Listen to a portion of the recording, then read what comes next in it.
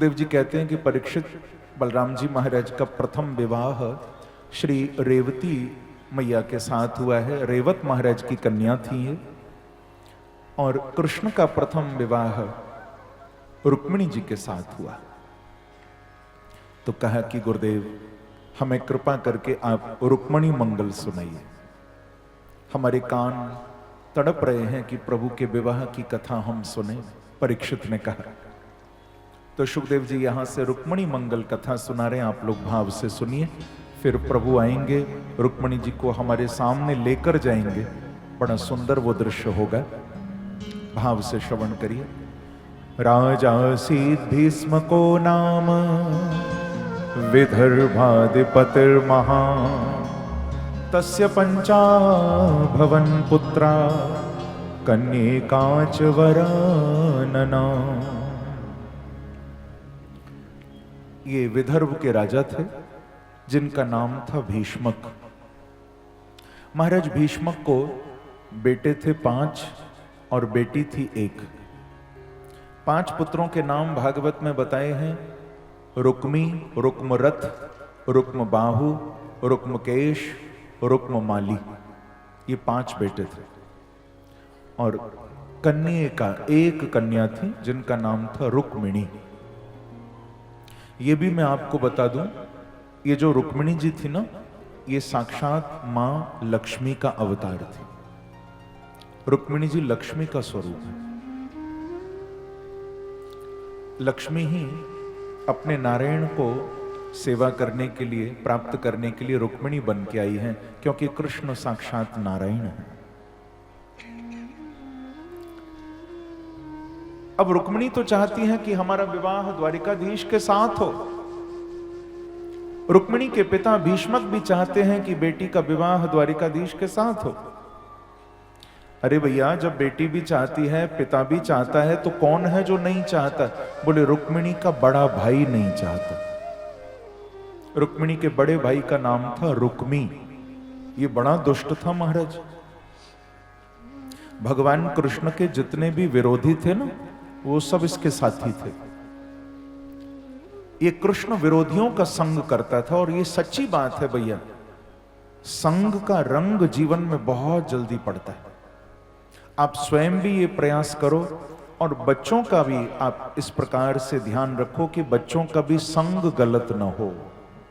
उनको भी यही शिक्षा दो। संग दोष बड़ा प्रबल होता है। अच्छे भले इंसान को थोड़ी देर का गलत संग मिल जाए ना, तो जिंदगी की दशा उल्टी हो जाती। थोड़ी देर का भी गलत संग मिल जाए। तुम शराब पियो मत पियो, तुम शराबी के साथ रहो। एक दिन नहीं पियोगे, 2 दिन नहीं पियोगे, कभी ना कभी तुम्हें पीनी पड़ेगी महाराज। आप जुआ खेलने वाले का साथ दो, उसके साथ उठो बैठो खाओ पियो, तो तुम भी वैसे ही महाराज खेलने लग जाओगे, जुआरी बन जाओगे। आप किसी गाली बकने वाले का संग करो, तुम्हारी भाषा भी वैसी हो जाएगी धीरे धीरे। संग का असर बड़ी जल्दी पड़ता है। तुम किसी बांके बिहारी के भक्त का संग करो तो तुम भी कभी ना कभी प्रभु के भक्त बन जाओगे। अच्छा संग करोगे तो अच्छाई आएगी आपके जीवन में। संग दोष बड़ा प्रबल होता है। तो इस रुक्मी का संग गलत था। ये भगवान कृष्ण के विरोधियों का संग करता था। जरासंध, शिशुपाल, दुर्योधन, दंतवक्त्र, विदुरथ, पौंड्रक, ये सब रुक्मी के मित्र थे। जितने भी कृष्ण के विरोधी थे सब इसके दोस्त थे महाराज। तो वैसे ही बुद्धि खराब हो गई। अपनी बहन रुक्मिणी का विवाह जबरदस्ती शिशुपाल से पक्का कर दिया कि पिताजी हमने शादी पक्की कर दी है, हमारी बहन का विवाह चेदी नरेश दमघोष के बेटे शिशुपाल के साथ होगा। आप तैयारी करो, शिशुपाल बारात लेकर आते होंगे और बहुत सुंदर शादी करेंगे अपनी बहन की हम। ऐसा अपने पिता को कहा। बेचारा पिता क्या बोलता, क्योंकि बेटा बड़ा हो जाए तो फिर बाप भी क्या बोलेगा। भीष्मक जी को लगा कहीं ऐसा ना हो जैसे कंस ने अपने बाप को, उग्रसेन जी को जेल में डाल दिया था। आपको मालूम है, कंस ने अपने पिता को जेल में बंद कर दिया था। तो भीष्मक को लगा कहीं ऐसा ना हो मैं भी विरोध करूं तो मुझे भी जेल में डाल देगा। तो विरोध नहीं किया, भगवान के चरणों में अनुरोध किया। कहा कि प्रभु अब बेटा इतना बड़ा हो गया है कि मैं विरोध नहीं कर सकता, विरोध करूंगा तो अपना ही मजाक उड़वाऊंगा, लेकिन प्रभु मैं आपके चरणों में अनुरोध करता हूं, आप चाहो तो क्या नहीं हो सकता है द्वारिकाधीश, कोई ऐसा चक्कर चलाओ कि मेरी बेटी शिशुपाल के नहीं आपके आंगन में जाए, आपकी बहू बने, आपकी अर्धांगिनी बनकर मेरी बेटी जीवन व्यतीत करे। बड़ा स्नेह था भीष्मक का भगवान कृष्ण के प्रति। और श्री रुक्मिणी जी का भी यही भाव था।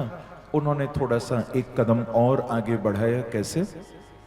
अपने कुल पुरोहित ब्राह्मण देवता को ना श्री रुक्मिणी जी ने एक सुंदर पत्र लिखा और पत्र लिखकर वो ब्राह्मण देवता को दिया। कहा कि आप ये पत्र कृपा करके द्वारिकाधीश तक पहुंचाइए। बड़ा महाराज सुंदर पत्र था वो।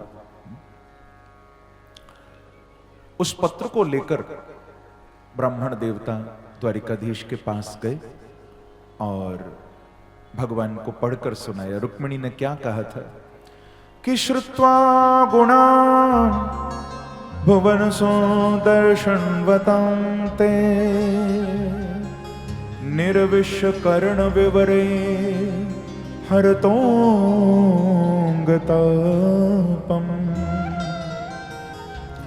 रूपम दृशां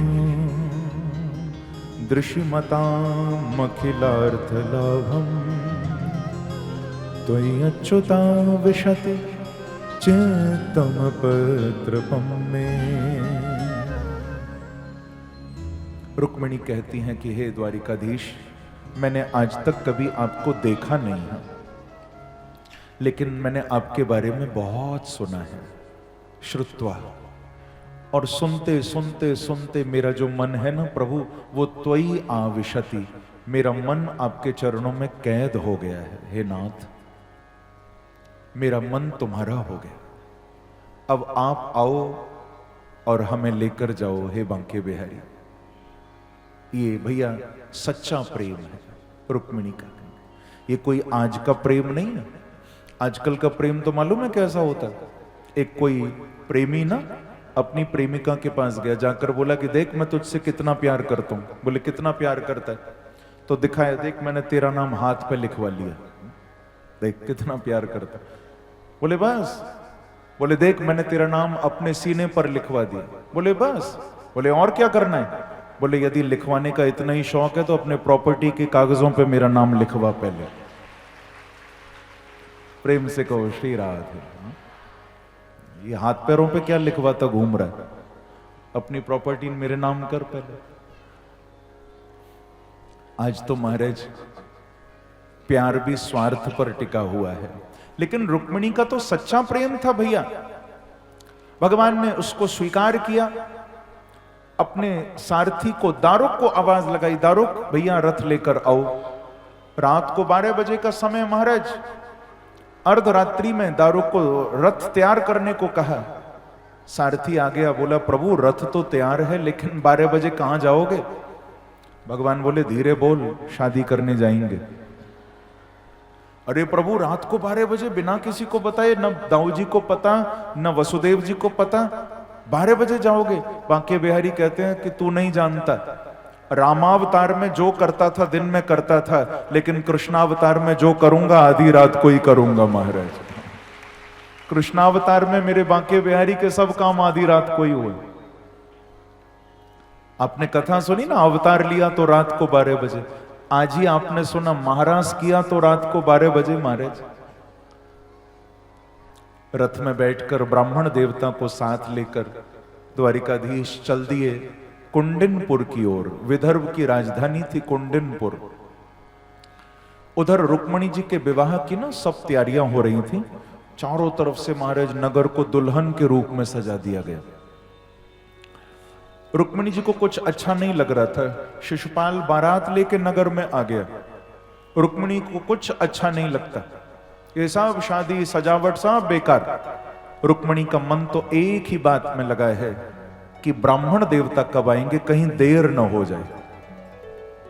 देखा कि ब्राह्मण देवता सामने से आ रहे, रुक्मिणी जी ने दौड़कर प्रणाम किया, हे विप्रदेव, आप क्या समाचार लाए? तो ब्राह्मण देवता रुक्मिणी को आशीर्वाद देते हुए बोले कि बेटी, अब समाचार लाने की जरूरत ही नहीं पड़ी, क्योंकि मैं तेरे बांके बिहारी को ही साथ ले आया हूं। तेरे प्रभु आ गए हैं और वो द्वारिकाधीश ही बेटी तुझे लेकर जाएंगे, तू चिंता नहीं करना। आ गए। तो बड़ा आनंद आया महाराज रुक्मिणी जी को।